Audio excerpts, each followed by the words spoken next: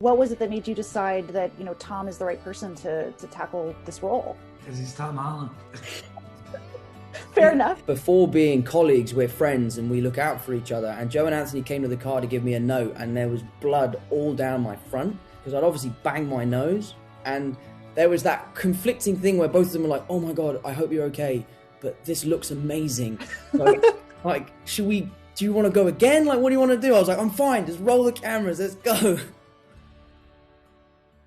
Hi, I'm Devin Kogan, and welcome to Entertainment Weekly's Around the Table with the star and filmmakers of Cherry. I am here with Tom Holland and directors Joe and Anthony Russo. Thank you guys so much for joining me. No, thanks for having us.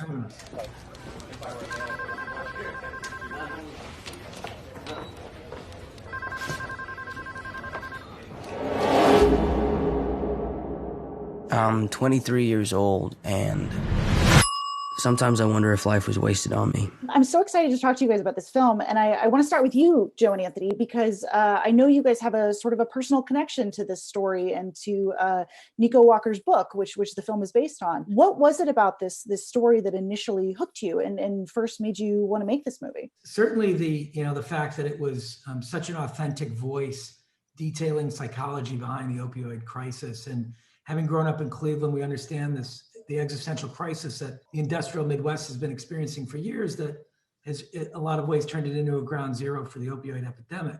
We've had a lot of friends and family, suffer at the hands of this crisis. We have family that are struggling with sobriety, other family that have died because of it. So it was a very personal, very important issue for us to examine. And we thought that the book encapsulated the voice behind it in a way that we hadn't seen before.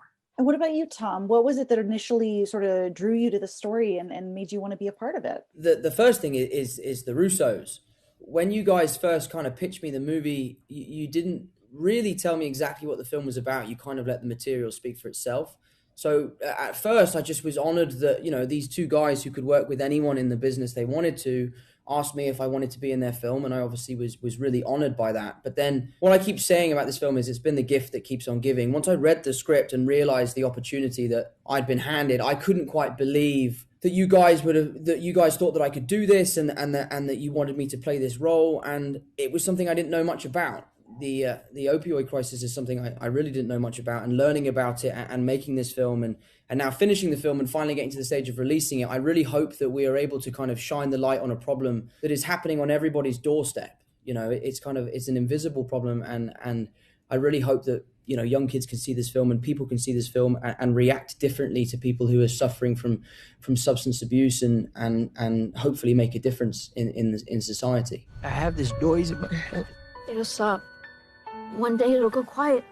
I don't imagine that anyone goes in for a robbery if they're not in some kind of desperation. Yeah, absolutely. Joe and Anthony, what was it that made you decide that, Tom is the right person to tackle this role? Because he's Tom Holland. Fair enough. We adore Tom, and having worked with him for years on 3 movies, we knew his range. We also went through a very intimate casting process with him. I mean, you see hundreds, if not thousands, of actors for the next Spider-Man. So the process we went through to discover Tom for that role was intense. We saw all of his prior work, including The Impossible, which he's fantastic in.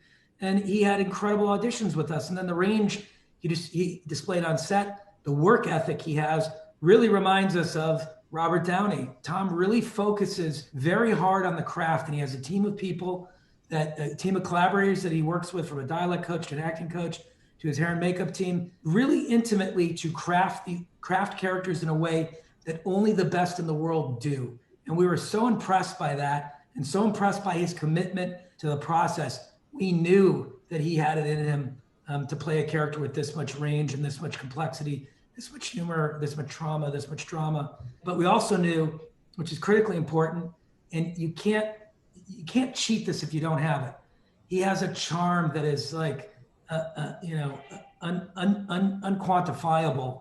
And this is a very difficult character to play, because if the audience doesn't go on the journey with the character emotionally, we've lost them. And the character makes very difficult choices and unlikable choices throughout the film. Tom helps you stay invested in the character, stay emotionally involved with the story, so that the movie can have the most value and impact at the end of it. I would add too that, of all the wonderful creative opportunities that our work with Marvel provided us, I think one of the most valuable was the opportunity to work with very special actors over multiple films and multiple years. And sort of going through that experience with people, you really start to develop a very sophisticated understanding of who one another are, both as artists and as people. And I think that going through that process with Tom was extremely exciting for us, because sort of the age that he was at, and he's sort of really blossoming as a human being and as a performer. And I have to say that, when Joe and I were reading the novel, Cherry, and thinking about whether or not it would make a good adaptation to film, the adaptation never really made sense to us until we started thinking about Tom as the lead character. That's when it all lined up for us, because it is such a difficult story. It is such a complicated story. And when we started thinking about Tom as the central character, it all of a sudden felt very accessible to us, and in a way that we could make it accessible for audiences as well, because it is such a challenging character and story. I could save time in a bottle. The first thing. Hey, I'm really happy you're here. Why is that? Because I like you. But there never seems to be enough time to do. You're it for me. I feel the same way. I joined the army. Why would you do that? Sometimes I feel like I've already seen everything that's gonna happen. Yeah, I mean, Tom, I would imagine that this would be sort of a really, kind of exciting challenge, but also a little bit daunting to sort of take on. Like we said, there's so much complexity to this character. Did you have any hesitation at all about tackling a story like this? Of course, and I think if you didn't, there would be something slightly wrong with you. To be honest, didn't think that I could do it. I was so excited by the idea, but then when I read the script, I really sort of sat down and was like, am I really the person for this job? And I think, and I mean this, I probably wouldn't have accepted the job if it wasn't Joe and Anthony making it. This was a huge leap of faith for me as an actor, and I kind of pushed myself and found things within myself that I didn't really know existed. And had I not had these two in my corner kind of guiding me through this process, and if I had a wobble and fell over, they would pick up the pieces and put me back together again. So yes, I was daunted, but I knew that I had the two very best there to look after me and to make sure that I was okay, and also to make sure that I did the best work possible. I pushed myself hard, but you guys pushed me even harder, and I'm so grateful for that, because it means that I look back on this film and know that I gave absolutely everything. There's nothing that I left at home. So yes, I was very daunted, but I love a challenge, and I think it's healthy to challenge yourself. It's healthy to put yourself in situations where you feel uncomfortable. One of the most valuable things that we have in this film is Sierra Bravo. She is absolutely incredible. And if I didn't have her as my teammate, as my partner in crime in this film, it would have been, I think, half the experience and also half the final product. She adds so much to the film, and the love story between the two of us is really the backbone of this entire story. For me to have her and for us to be able to be absolutely vulnerable with each other on set was so valuable to the success of this film. So we're all very lucky to have her. That makes a huge difference. Absolutely. And I'm curious, we've talked a lot about sort of the tone of this movie and how specific it is. It can be extremely bleak and dark, but there is, it's a love story, and there's a little bit of comedy here and there. Joe and Anthony, how did you kind of want to find that right balance and find the right, tone for this sort of complicated, high wire act of balancing that? We always like stories that have a great range of experience with them. And we like movies that feel balanced. So, we're always looking to create a sense of, in all of our Marvel work as well, it was important to us to just not only to entertain and excite, but also to make people think, create real jeopardy and real loss for people. We like the whole range of human experience. So with this movie, we knew it was challenging subject matter. So it was very important to us that the movie be watchable. We didn't want anybody to come to this movie and feel like they were taking their medicine. We wanted the movie to remain entertaining, funny, endearing. We wanted it to have a whole range of qualities to it.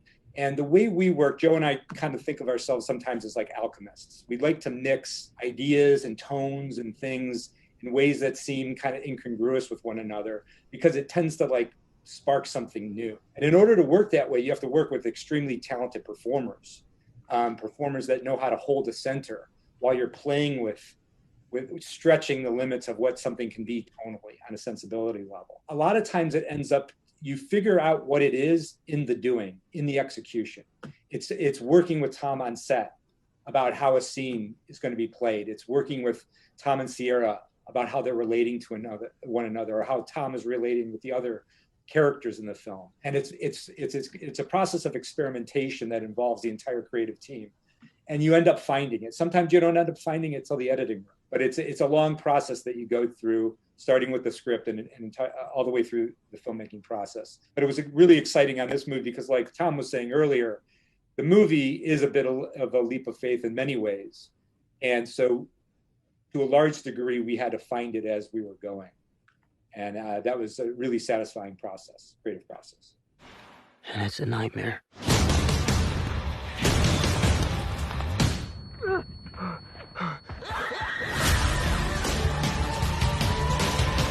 My one true accomplishment was not dying.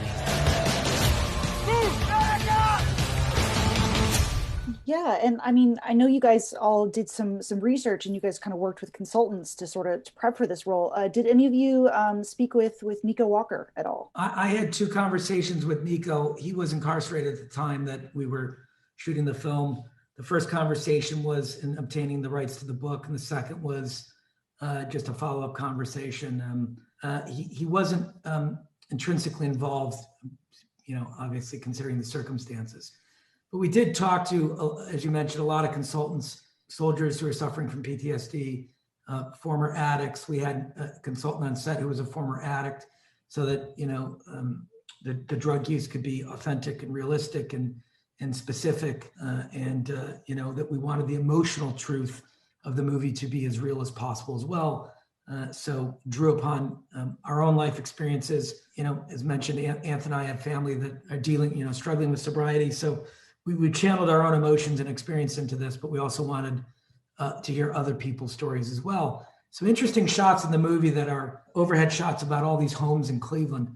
And really what we're trying to say is that this is one person's story among millions, and that these stories are happening. As Tom said, this is a somewhat invisible problem in a way, but it's happening to your neighbor, it's happening to your friend, it's happening to your loved ones, and it really touches all of us. Yeah, and I mean, Tom, tell me a little bit about sort of your process of preparation for this role. I know you guys, you filmed this in sort of several different sections, so you could sort of prepare to play someone at the different parts of his life, with the hair and your weight and things like that. Walk me through a little bit about what was most important to you in sort of the preparation process. I think whenever you're tackling a character like this, I think one of the biggest aspects is physicality. Peter Parker has a very kind of boyish kind of way he moves, and I wanted to really steer away from that. But what was so difficult was the task that Joe and Anthony had set is when we meet Cherry, he needs to be this kind of likable 19-year-old, and that's kind of what Peter Parker is. So the thing that I found really difficult was finding a different version of who that character could be.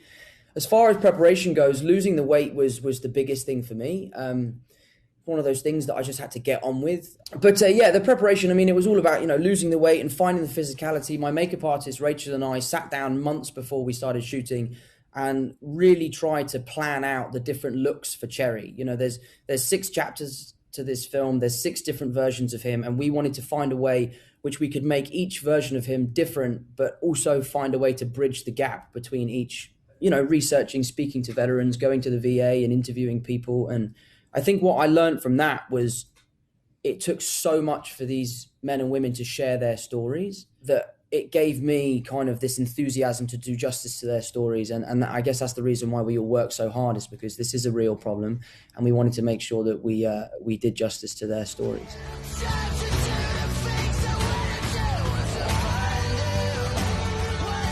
You're gonna make it through this. I love you. Can you look back to when you met the one you loved the most and remember exactly how it was? What you saw in her that made you say, yes, this is what I came here for.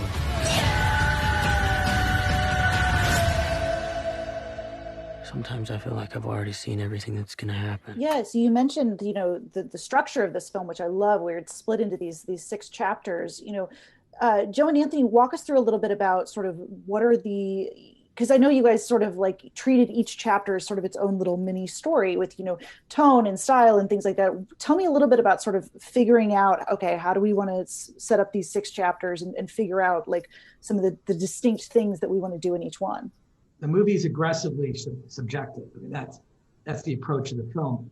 We want to immerse you in his point of view. Tom breaks the fourth wall at several points in the movie. And this is really trying to capture a distinct life cycle from a very intense story. And Cherry has gone through fairly dramatic events, from being a normal college student to dealing with the absurdism of military training as he perceives it, then an absurdism that starts to slowly turn into psychological horror of war, and then bringing home that horror to himself and to his wife, and then numbing himself by self-medicating with street drugs, and then turning into a criminal to support that habit, and then ultimately being incarcerated. These are dramatic life experiences, and we wanted to put the audience through them in a way that they could feel it as distinctly as possible. So each chapter has a different set of rules applied to it cinematically. We use different lenses, different aspect ratios, different color palettes, different styles of acting. The humor increases in certain places, becomes more dramatic and realistic in other places, more psychological in others.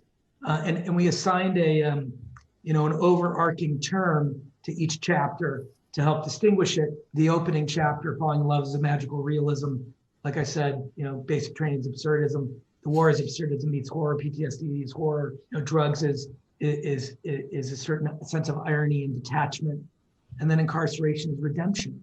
And so the character goes through all of these cycles over the course of the film, and we felt the best way to capture that was by making them as distinct as possible, and heightening them as much as possible to increase the audience's ability to understand the character and what he's gone through. Yeah, and Tom, of those chapters, kind of in Cherry's life, which one do you think was the most difficult for you? I mean, they all came with their own set of challenges, physically and mentally. The dope life was, where I had to push myself, and I don't think I'll ever be able to do anything like that ever again. But one of the hardest transitions was going from the schedule we shot Dope Life, and we went then right into the portion of his life where he's falling in love with Emily. And it was such a different style of performing that I couldn't. Do you remember, guys, that I would get really self-conscious, and I was like, I don't feel like I'm doing enough. I'm not working hard enough. I don't feel like I'm pushing myself hard enough, because we'd come from this kind of 8-week marathon of every day just kicking and screaming, and I was starving myself and all this sort of stuff. And then we went into this completely different style of filmmaking, which was so fun and loving and sweet. It was not so much that one section was harder than the other, but bouncing between the different versions of this character, which was where my preparation was really key and really important. Yeah, this was very physically demanding on you. I mean, it's very hard to play a role this emotionally wrought, where you're talking to people about the awful experiences that they've had in their lives, whether that's PTSD or drugs. Playing that every day, in addition to losing almost a quarter of your body weight, trying to maintain that while you're playing these emotions, shredding yourself physically and emotionally every day. You almost broke your ankle at one point. You almost broke your nose at another point. It's a difficult role to play on all fronts. And, not only are we directors who have worked with Tom, but we're friends, and we've known him for almost a decade now. And we adore him, and you want to protect him. So it's hard watching a friend of yours put themselves through this, but the commitment level is as intense as any actor that we've ever worked with, and we couldn't be more proud of his performance in this film.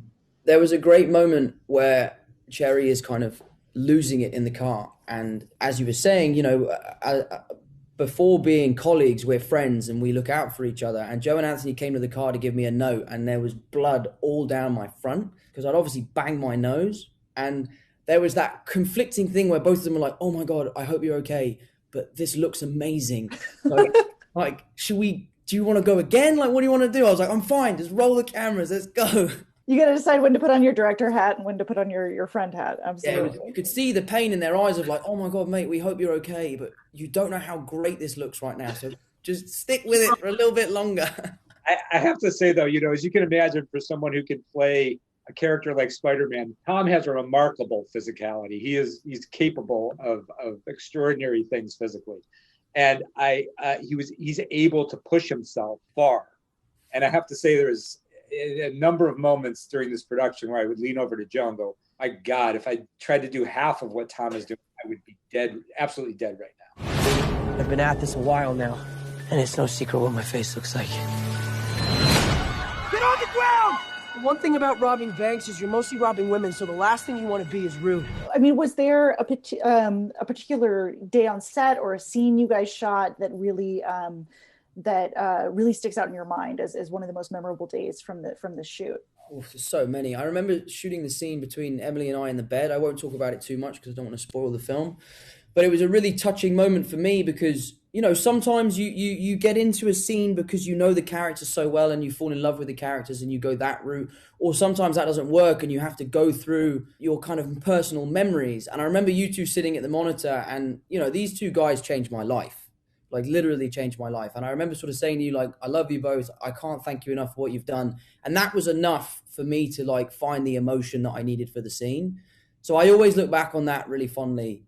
Our relationship, albeit has helped me in so many ways throughout my life so far, it also helped me cry in a scene.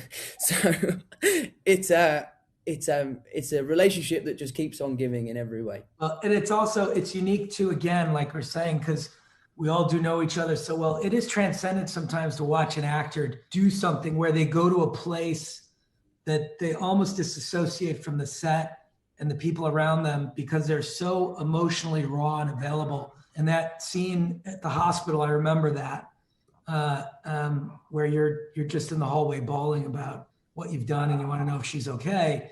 I remember you being in this place where it was so intense for you to maintain it, and everyone there who loves you is just like, quiet, let's keep going, go quickly. We have to help Tom out, help him stay in this place. And it's hard to watch, frankly, because you feel bad because at the end of the day, we are play acting and, we're putting these things on film for entertainment, but, people are opening themselves up raw to the world. And I admire that tremendously about you is that the minute that's over, you can turn it off, you calm down for a few minutes and you're right back to who you are. And I think that's a gift. As an actor to have that level of technique and that level of craft. Yeah, I mean, you guys have talked a lot about, how that initial audition process and that initial meeting of you guys, for Spider-Man. I mean, Joe and Anthony, when you think back to like those first screen tests with Tom, I mean, did you have any sense then that like, okay, that one day you guys could work on something like this? Like, did you have any or was that not even in your mind? At the time, we were very focused on what our immediate needs were. For sure. Well, you didn't predict that we'd be making a PTSD drug movie 3 years later? That wasn't in the back of your head? Like, oh, wait, We did know, like Joe was mentioning earlier, the search for that character was extremely extensive. But I remember how quickly Joe and I responded to Tom as a performer. I think that speaks to what you're saying. Like, we had a very strong reaction to him and a very clear reaction. And it was like an epiphany moment. And I would say that like once we got to work together, that's when the creative possibilities, again, I don't think we got to think about anything past that for a long time because then the pressure of just literally bringing that character to screen was immense. And so Tom was completely focused on that. Joe and I were completely focused on that. Robert Downey was completely focused on it. It was a very singular drive we all had at that time. So we're obviously shooting Spider-Man 3 at the moment in Atlanta, and I walked into the stage, not where I first met you guys. I first met you guys in the production office, in your office, but I walked into the stage where I had my audition. Oh, wow. And it was one of the strangest feelings.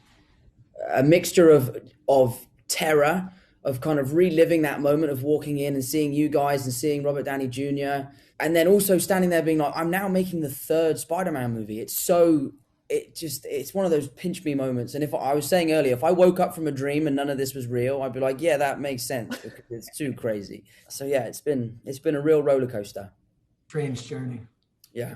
Definitely. I mean, Tom, for you, you know, working with these two, was there something that felt different about working with them on this as opposed to, you know, working with them on some of the Marvel movies? Is there a way you feel like they upped their game or you guys got to try something new? I mean, I think creatively, and you guys would probably agree with this, you had more freedom when it comes to a film like Cherry. I mean, the way you kind of manipulated the camera and the way you designed the sets and the difference in costume and hair and makeup and even performances throughout the course of the film. But I think one of the most amazing things about you guys is how, regardless of whether you're making a $500 million blockbuster movie or a small independent feature film, the same level of love and hard work goes into it. And the collaboration you have with your crew, the idea that you have that whoever has the best idea has the best idea. It doesn't matter if it comes from an AD or a camera operator or an actor. So no, I wouldn't say there was a massive difference in the way you guys approached the on-set working day in and day out, albeit we had to work a bit quicker than we did on Avengers. There wasn't as much like, oh, don't worry, we'll just shoot that next year. We'll pick that up. We'll fly everyone back again. We didn't have that same luxury. I was also, as one of the things, and I'll be honest, I was really worried about it. I was worried that, like, how are these guys going to go from making the biggest film of all time to then making a small film like this? But you know, you're pros, you took it in your stride, you kind of were the captains of the ship and guided us through it. And I look back on it and it's been my favorite movie I've ever worked on. I look back on it so fondly and we had so much fun and we achieved so much. I'm proud of everything that everyone's done. I'm so excited for the world to see what we've achieved. So this has been Entertainment Weekly's Around the Table with Tom Holland and the Russo brothers for Cherry. Check out the film when it hits theaters February 26th and on Apple TV Plus on March 12th. Thank you guys so much. This has been a blast. Thank you. Thank you so much for your time. Appreciate it.